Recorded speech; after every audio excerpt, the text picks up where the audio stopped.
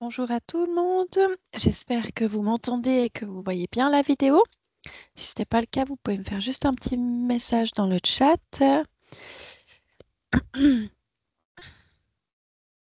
Alors, j'ai dû modifier l'heure de la conférence. J'espère que ça joue pour tout le monde. Sinon, bien entendu, vous retrouvez la vidéo, l'enregistrement de la conférence, enfin, du webinaire sur le site. Donc, n'hésitez pas à le regarder si d'un coup, c'était pas disponible. Alors.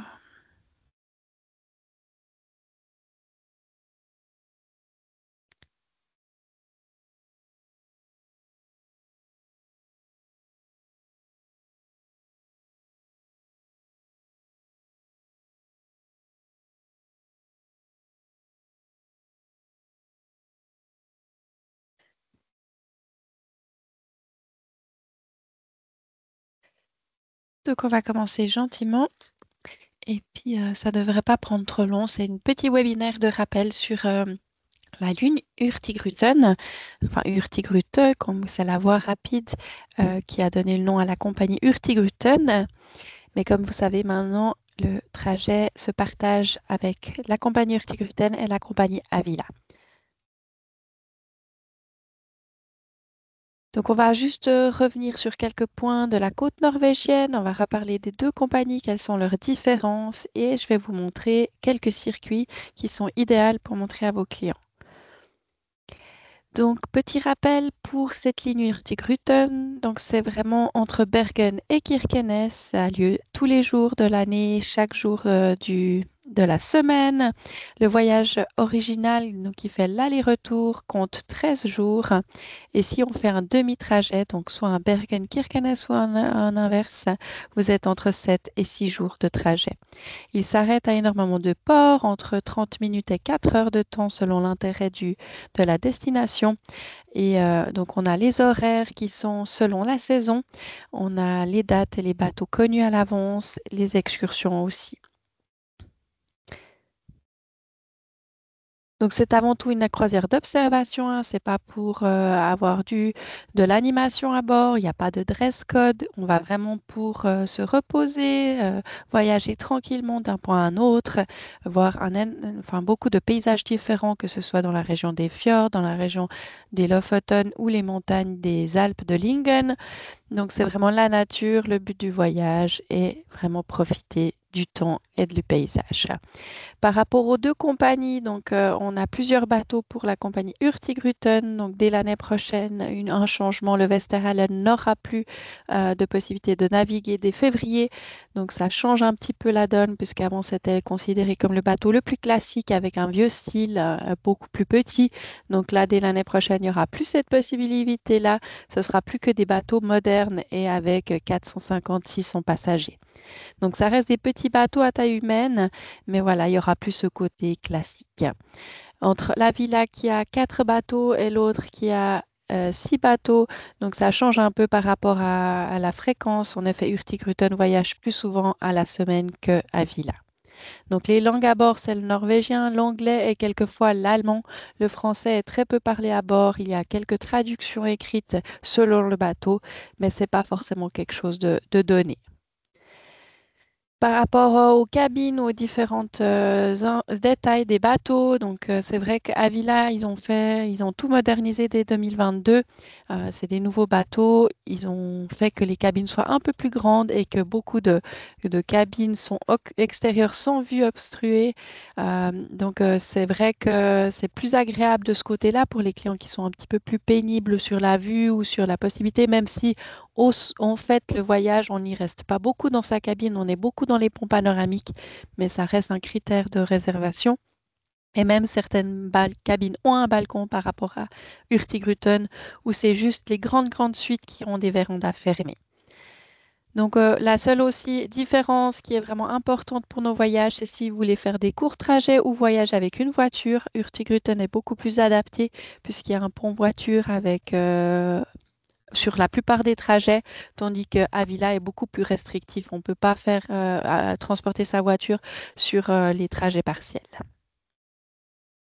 Donc voici un bateau à villa par exemple, avec les cabines extérieures, intérieures et de luxe. Donc voilà, vous avez des lits doubles sur la plupart, certaines avec lit twin et puis les lits superposés pour les intérieurs. Donc Hurtigruten est beaucoup plus connu parce qu'ils sont vraiment là depuis plus longtemps, donc ils ont une certaine expertise de la navigation et ils ont voilà, cette tradition qui est restée depuis longtemps. Par rapport aux cabines, la plupart ont été modernisées et rénovées également. Elles ont aussi des lits doubles ou des twins. Vous voyez à droite qu'il y en a certaines qui ont des hublots. C'est vrai que si la météo n'est pas bonne ou il y a trop de vent, ils peuvent être fermés. Donc ça peut limiter la vue ou pas de vue du tout. Il y a certaines qui s'appellent vue limitée parce qu'il y a un escalier ou une barre devant. Donc ça peut aussi restreindre même si on voit qu'avec une fenêtre, on ne voit pas vraiment l'extérieur. Ça reste pour une source de luminosité.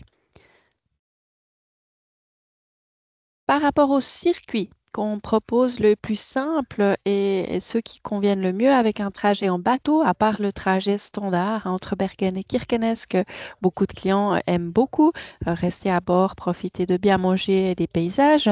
On a des combinaisons, par exemple ici en route pour les Lofoten, qui est sur une période de 10 jours minimum. La période idéale, c'est juin et juillet. On passe 3 nuits à bord et on combine avec un séjour sur les Lofoten et dans les villes d'Oslo et Bergen. Donc c'est idéal, mais c'est vrai que c'est un voyage qui se réserve très tôt parce que les prix augmentent vite. Donc voilà, si début de l'année et après ça commence entre février et mars à être un peu difficile à réserver ou avec des prix qui augmentent jusqu'à 1000 francs de plus. Donc c'est un voyage agréable à proposer, mais voilà, conseillez à vos clients qui s'y prennent assez tôt. Par rapport à un autre voyage plutôt dans le nord, on a le Laponie et Lofoten en un coup d'œil qui prévoit 8 jours de voyage avec notre vol charter, donc un vol direct Zurich-Kittilä, idéal pour ceux qui n'aiment pas les escales. On a 4 nuits sur les Lofoten et un trajet entre bus et bateau, donc pas de conduite. Idéal aussi pour ceux qui veulent se faire conduire mais sans guide. Donc aussi cette possibilité-là dans le nord de la Norvège et des autres pays, Finlande et Suède. On a celui-ci, l'Hurtigruten, avec les Lofoten et la Laponie, qui est en fait le trajet total plus une partie sur la Laponie. C'est 14 jours de voyage. On voit justement plusieurs types de paysages, que ce soit la côte norvégienne et la Laponie, qui est plutôt des lacs, des forêts et des grandes plaines à perte de vue. Là, on a un arrêt de 2 nuitées sur les Lofoten, donc plutôt court, mais voilà, une possibilité de faire un léger stop. Et on a ce côté culture aussi avec les éleveurs Sami sur la Laponie. Et là, on a deux possibilités, hein. Vous avez avec ou sans, donc on a la différence de prix entre les deux variantes. Donc ça, on peut le faire vraiment toute la saison entre mai et octobre. Par rapport à celui-ci, qui est plutôt conseillé en hiver, de la capitale à la métropole polaire en hiver, vous avez 11 jours de voyage entre le port de Tromsø et Bergen avec le bateau. C'est idéal janvier-avril, mais presque même à partir de mi-janvier pour avoir la meilleure luminosité, même si on reste pas longtemps au-dessus du cercle polaire. Et là, en fait, on a plus de possibilités pour les vols entre Tromsø et Oslo, puisque c'est des aéroports plus prisés. Donc, on a plus de possibilités de compagnies aériennes et de liaisons. Et en plus, après, on a un tarif plutôt intéressant pour un petit trajet en bateau. Sinon, on a celui qui est plutôt court, une bouffée d'air marin, aussi possible presque toute l'année, entre mars et novembre, qui prévoit 6 jours de voyage et qui combine un trajet en train et un trajet en bateau.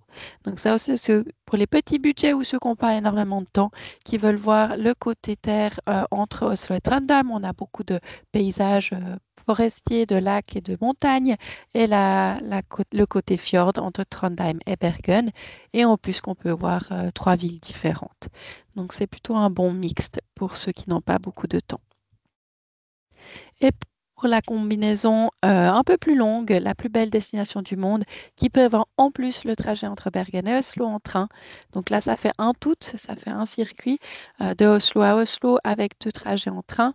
Donc petit rappel, hein, les trajets en train entre Bergen et Oslo, c'est 7 heures de temps et Oslo-Trondheim environ 9 heures.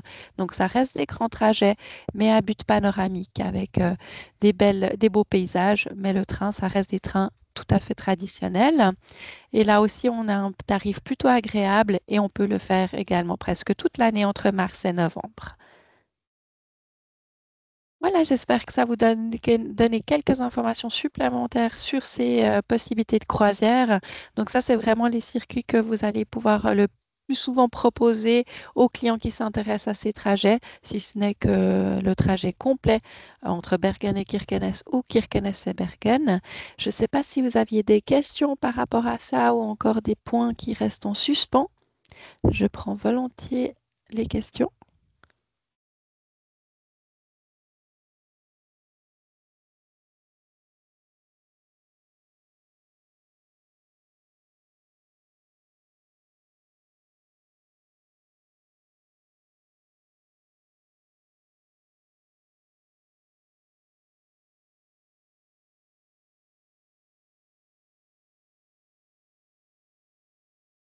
Oui, exactement. Alors, par rapport à la question de Justine pour les aurores de boréales, donc on reste sur la période idéale entre décembre et mars, ou même fin avril, suivant les conditions. Donc, c'est là la période des aurores boréales. Dès qu'on dépasse le cercle polaire, donc c'est-à-dire au-dessus des Lofoten, enfin au niveau des Lofoten, on va les voir parce qu'en dessous, on n'est pas bien situé dans les latitudes, elles restent trop faibles, donc on les verra pas. Par exemple, dans les circuits au sud de la Norvège, ça, c'est pas idéal. Donc, par exemple, celui qui part de Tromsø, ou alors après pour un circuit à la carte, à partir de Tromsø jusqu'à Kirkenes, éventuellement pour quelqu'un qui veut pas faire tout le trajet, ça peut être une idée.